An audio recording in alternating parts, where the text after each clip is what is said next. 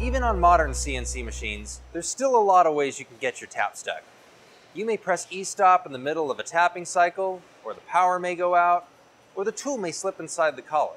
And when this happens, on a lot of CNC machines, you're kinda screwed. You'll likely either break the tap, or ruin the part, or both. But on a Haas machine, recovering a stuck tap is as easy as pressing a couple of buttons and you're back to making chips. Let me show you how it's done. So I have a part loaded with 2 holes in it, and we're going to tap those holes.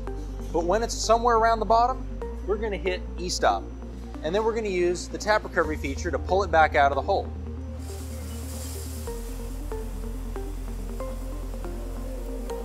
Okay, now here comes my E-stop. So that tap is stuck.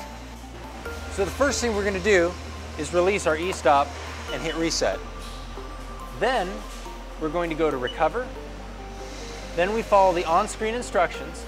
To remove the tap, we just hold counterclockwise.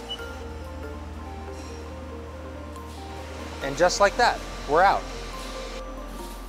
All right, so now we're going to do the same thing again, except this time we're going to turn off the machine while we're cutting the threads. So now I'm going to turn the machine off in the middle of tapping. Here we go.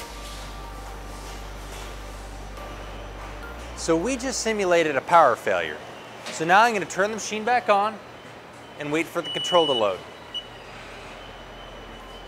So the cool thing is, once I clear my alarms, it knows there was a problem with a tapping cycle, and it brought me straight to the recovery page.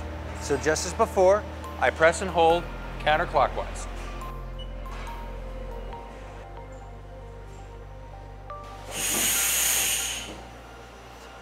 So there you have it. We managed to save both the tool and the workpiece. Tap recovery is just another great Haas feature that helps save you time and money. Thanks for watching.